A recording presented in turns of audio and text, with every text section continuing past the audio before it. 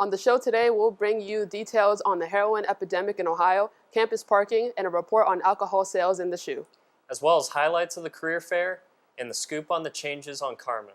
All this and more coming up on Buckeye TV.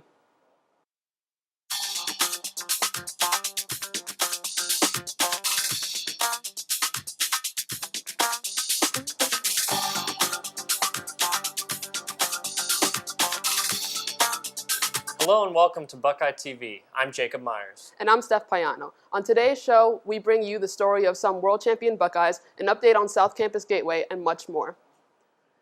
With the heroin epidemic taking roots in Ohio, hundreds of residents are accidentally overdosing on a deadly mixture. Buckeye TV will tell you what you need to know and how you can get help right here on campus. The state of Ohio is the center for the heroin epidemic in America. According to CBS, 23 Ohioans die per week, leaving hearts and homes empty all throughout the states. Should Ohio residents be worried? What do they need to know? That people of all races, all colors, all ages are starting to use substances, becoming addicted to substances, and the people in Ohio are dying at an alarming rate. In Ohio, in 2015 alone, 1,155 people accidentally overdosed on carfentanil, an extremely strong painkiller. According to the DEA, carfentanil's potency is 10,000 times that of morphine and is used in veterinary practices to immobilize certain large animals. This new drug, laced with heroin, creates a deadly combination. Everybody should be concerned. If you have a loved one who seems to be abusing or misusing substances, you should encourage them to seek help. So this is a great place to start. If a student feels like they're having some consequences related to their drinking or substance use and want to talk and seek out what types of services are offered to them, they could either come here to the Collegiate Recovery Community. They could find out more about it at the Student Wellness Center in the RPAC. They could go to counseling and consultation services or counseling services on campus. And any one of those places would be willing to support them and help them and give them as much support as they need. I'm Sarah Katz, reporting for Buckeye TV. On Tuesday, 2 female students reported separate instances of being fondled by an unknown male on campus. The first incident took place outside of Knowlton Hall around 2:47 p.m. and the second in the Ohio Union around 8:15 p.m. Both women reported that an unknown male asked to sit near them before being fondled in their lower body and fleeing the scene. On Thursday at 3:51 a.m., the Ohio State Police Department tweeted they had worked with Columbus PD to arrest Lonnie Sturdivant in relation to the case. Mental health awareness impacts people of every race, age, and background, and Ohio State is not exempt from that. Students may spot something new this year on their syllabi.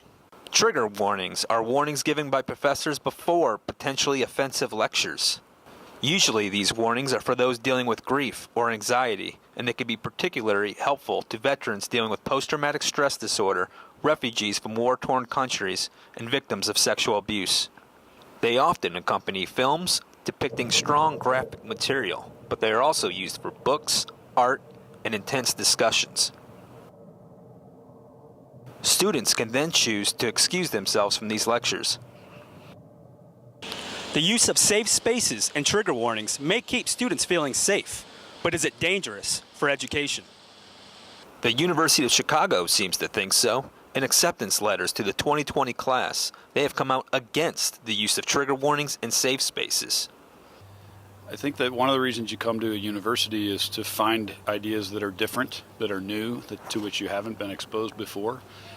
We don't come to a university to isolate ourselves. We come to broaden our horizons and to learn more about people who may differ, may disagree with us, so that we can at least inform ourselves as we formulate our own thoughts and ideas. If people are allowed to just express how they feel, that creates a dialogue where people can actually, discuss these issues with each other and create some kind of meaningful change. While some professors have already started using trigger warnings in safe spaces, The Ohio State University has yet to adopt an official policy. Stay tuned after the break for updates on the change to Canvas and more.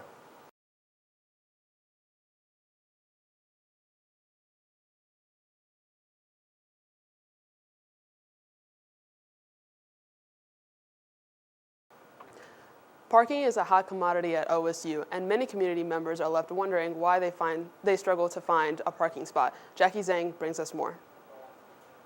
Not so easy to find a parking spot on campus, especially in the garages. Most of the parking spots are occupied between 10 a.m. to 3 p.m., except for some special parking spots, such as handicapped, electronic vehicles, and visitor parkings. Most of them are always empty, so I'm gonna interview some students to find out what they think about campus parking. Approximately how long do you need to find a parking spot on campus? Actually, I only drive around 10 minutes to school, and I need to spend extra 20 minutes to find a parking space. It takes like 10 to 15 minutes depending on how early I am, sometimes longer if it's a little bit later in the day. It takes about 20 to 30 minutes depending on when you get here. Do you have any suggestion for Camper Park to deal with the problem? Cancel like some short time parking space, for example, like 30 minutes parking space. Well, there's obviously a limited amount of parking spots, so if there's any way they could probably make more, like for example, maybe there's too many handicap spots, or maybe adding an additional parking lot somewhere. Lower the amount of guest visitors that they allow in the garage, and just let in people who bought the parking passes. Here is the Tato Garage. It was 11:35 a.m. on September 16th. There is a whole row of handicapped parking spots on the second floor. It was reconstructed at that time. Now we are at the Lane Avenue Garage. It was 3:30 p.m. and it was still full, except for some handicapped parking spots. The ADA Associator replied me an email saying that the minimum number of disability reserved spaces is set by the regulations under the ADA. They have some flexibility in assigning locations. They survey usage 3 times a year and make adjustments. In addition to the handicapped parking spots, most of those only for electronic vehicles are also empty. Let's see what students think about those spots. What do you think of the number of handicapped parking spots? I definitely think there's a little bit too many. They are definitely necessary, but there seems to be a lot empty in the mornings, and a lot of students that park in them don't need them. What do you think about the electric vehicles parking spots? I mean, I think it's good, but if possible, if they could reduce that, because I know I drive an older car, it would be nice to have more spots where I can park. This is Jackie Zhang from Buckeye TV. When you're running late to class, parking makes it almost impossible to rely on driving, so many students look for other options. Reporter Steph Payano brings you more on how some are getting to class when walking just won't cut it.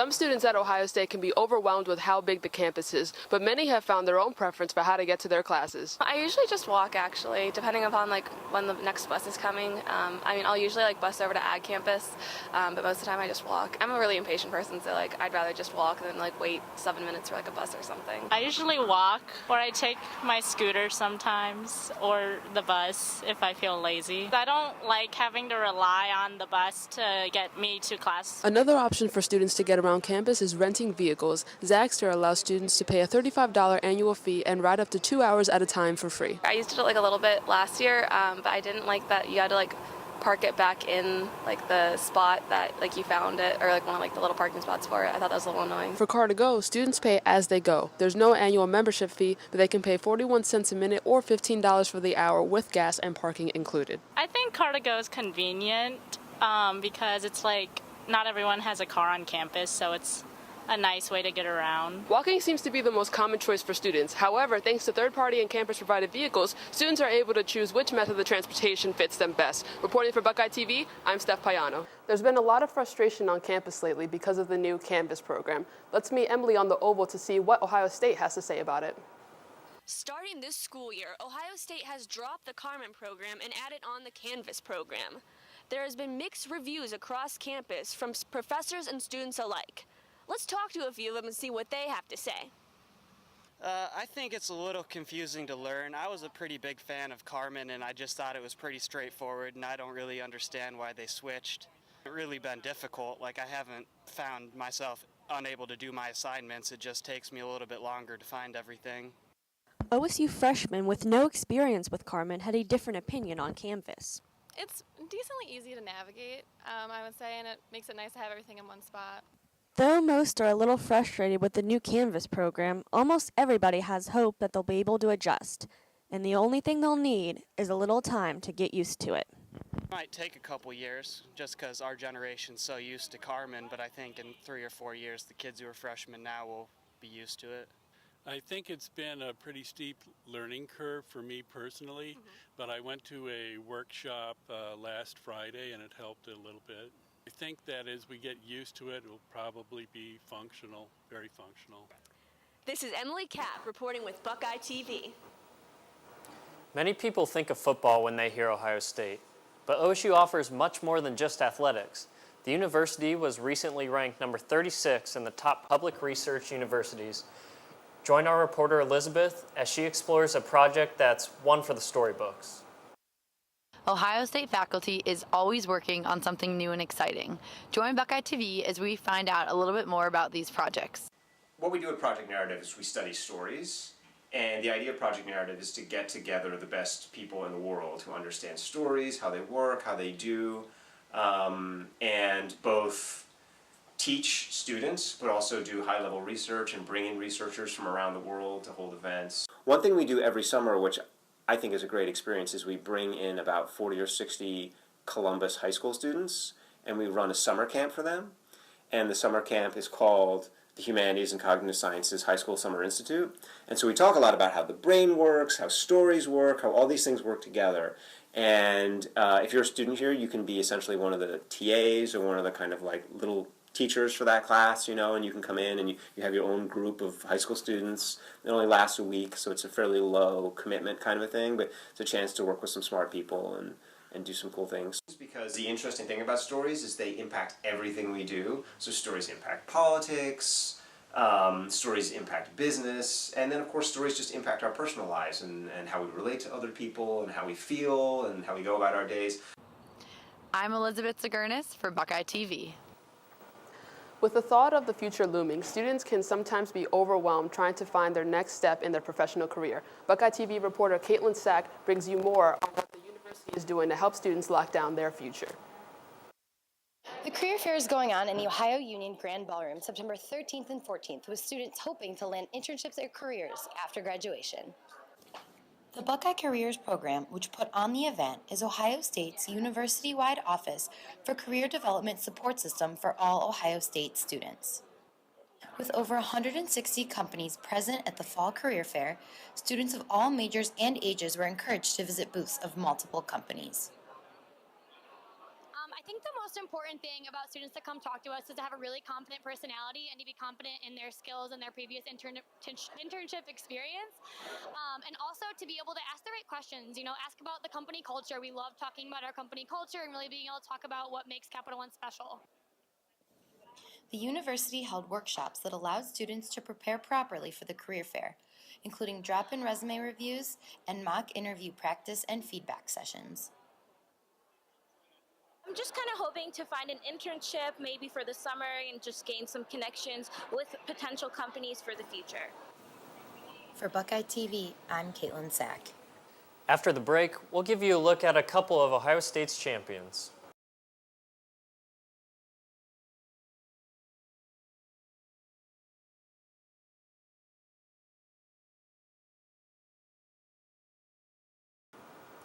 The scene of a Buckeye football game in Ohio Stadium is a timeless but ever-changing one. With the installation of beer sales throughout the shoe this season, many wondered how this would affect general game operations. A big concern was disorderly conduct and the safety of those in attendance. Reporter Jacob Myers has a story on how alcohol sales at the shoe have worked thus far. In the middle of the summer, OSU announced stadium-wide beer sales for the 2016 season, the first time ever in Ohio Stadium. Expanding from the decision to permit alcohol sales in the club and suite level in 2015, the revenue generated from beer sales this season is being used to fund 2 new full-time officer positions. University spokesperson Dan Hedman said there's a collaborative effort between multiple departments, including OSU PD, on game day Saturdays to ensure safety for students and fans. According to information provided by Hedman, ejections and arrests have gone down considerably from last year. According to information provided by Hedman, stadium arrests and ejections have gone down considerably this season. Last year in the season opener against Hawaii, there were 10 ejections from the stadium and 1 arrest, Bowling Green saw just 1 arrest and 2 ejections. Tulsa, same results. Only 1 arrest and no stadium ejections. The Northern Illinois game last year had 2 ejections and 4 arrests. Molly Kurth, Director of Operations for Levy Restaurants, the stadium's concessions provider, said her staff went through responsible alcohol training with the Ohio Investigative Unit. Kurth added that it's important for her staff to understand liability issues as well as signs of intoxication. We feel like the process has actually gone very well. The partnership with Ohio Investigative Unit was really important for us because they're there as well, and so they can help teach and train throughout the year, as well as our staff being able to monitor and recognize when issues are happening. So we haven't had any issues this season. Although Hedman added that they are going to wait till the end of the year to draw any conclusions, the collaborations between several departments to ensure safety on game days has bared fruit thus far. Reporting for Buckeye TV, I'm Jacob Myers. Have you ever wondered how student athletes excel in their sport and stay on top of their schoolwork? Let's hear from Tia Williams at the Yonkin Success Center. It's no secret that student athletes have a lot on their plate. In fact, the NCAA requires every student athlete to complete 6 credit hours just to remain eligible. They also have to complete their university's GPA requirements. However, the NCAA's most recent study stated that there is an 83% graduation rate in D1 schools. I'm here at the Ohio State University Student Athlete Learning Center, the Yonkin.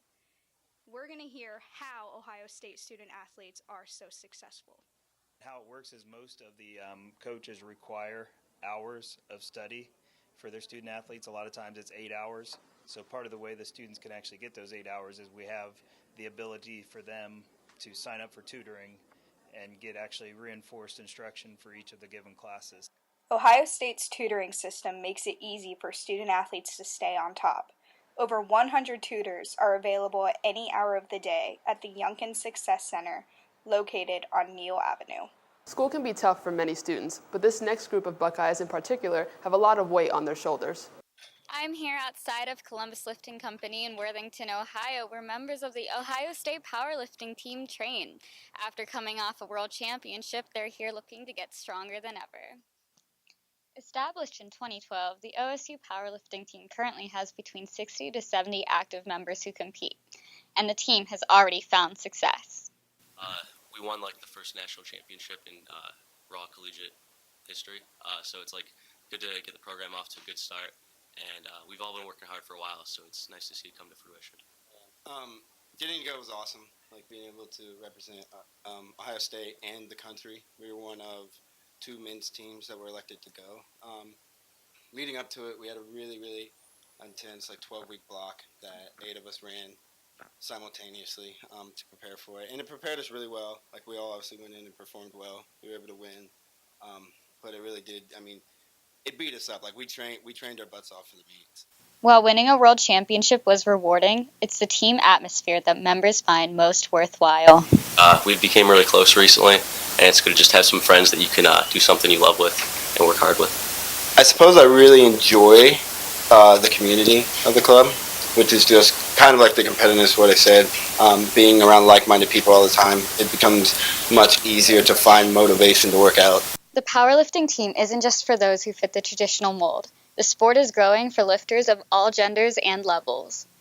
Yeah, it's definitely growing a lot. I think Instagram is helping with that because people are seeing that, a girl powerlifter doesn't have to be like some huge girl that looks like she's jacked up on steroids. Like we have all weight classes and girls at every size. So I want us to be beginner friendly. Like I want people to approach us wanting to get stronger. And I hope that we can be a resource for them to get stronger, and also that we continue to win national and world championships. So I want us to perform at the highest level possible. Moving forward, the OSU powerlifting team will be trying to lift to even further heights. For Buckeye TV, I'm Alexa Mavrogiannis. Athletes aren't the only ones accomplishing great things at Ohio State. A group of student and graduate automotive electrical engineers work for Venturi Automobiles based out of Monaco to create the Buckeye Bullet 3. The electric vehicle broke its previous world record of 307.6 miles per hour on Monday, by reaching a 341.4 miles per hour. The test took place in Utah on a dry salt track. We've got more coming up, including a story on the future of South Campus Gateway and an environmentally friendly change on campus. Stay tuned.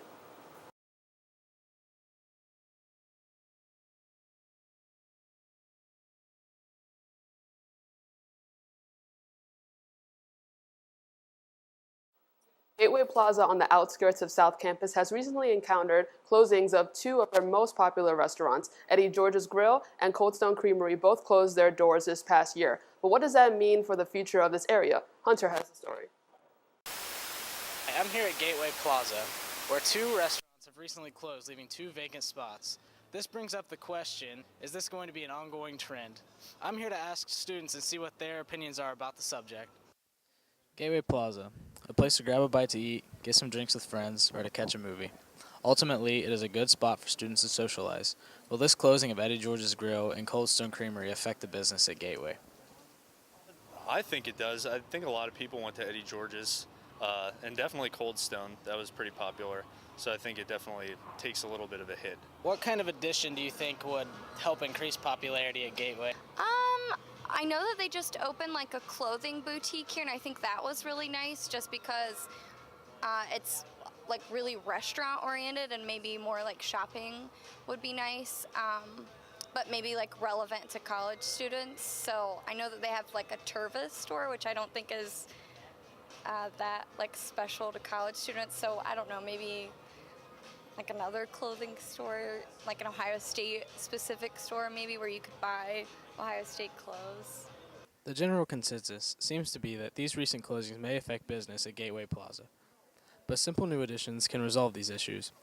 Fortunately for fans of these two venues, Cold Stone is a national chain and can be found all over the Columbus area, and Eddie George's relocated and is now open in Grandview. One establishment that has stayed constant in the South Campus Gateway is the Film Center. Brianna has more on what sets the venue apart from others. Oscar season is approaching, and many Hollywood studios are gearing up to release their critically acclaimed films. The Gateway Film Center raises the bar for your movie-going pleasure and creates an intimate and unforgettable experience. The 8 Auditorium Independent Theater is located in the South Campus Gateway Plaza and serves as Ohio State's answer for the demand of a movie theater and also provides a place to hold classes. When you walk into the theater, you'll find an open-aired lobby which houses the box office and the concession stand. I sat down with Vice President John Umland, and he says, of the primary commitments of the Film Center is to be inclusive. I mean, a huge reason why we do what we do is we want to make sure we create a space around movie and movie events where everyone feels safe and welcomed. The Gateway Film Center is not your typical movie theater. It offers some pretty convenient services, such as a lounging area if you've arrived to your movie too early, the Torpedo Room, which offers fully serviced dining and a full bar, and they'll even validate your parking. The most unique service that they offer is a movie-themed art gallery. The price for these cool services, $6.50 with your Buckeye ID, and they even offer a membership which includes free unlimited movies and popcorn. Ohio State is constantly trying to innovate, and dining services is no exception. Carissa has more about a change that is new to dining this year. As Americans, we throw away over 35 billion plastic bottles a year, but OSU is looking to change that with their new sustainability project, My Cups. My Cups are environmentally friendly and can help students save some money while eating on campus. Every student who purchased a meal plan received a personalized cup which allows 10 free uses at any student life dining hall and $1 refills at any Coca-Cola machine on campus. Two juniors at Ohio State, Colin and Brody, agreed that the project is a great step for the university.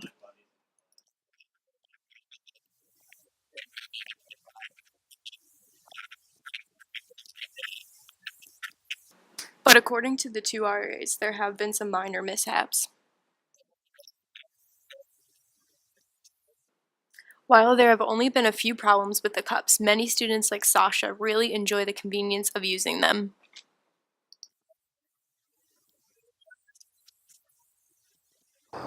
Reporting with Buckeye TV, I'm Carissa Nardo. That's all the stories we have for you today. For Buckeye TV, I'm Jacob. And I'm Steph. Make sure to keep tuning in to Buckeye TV for your Ohio State updates. Thanks for watching.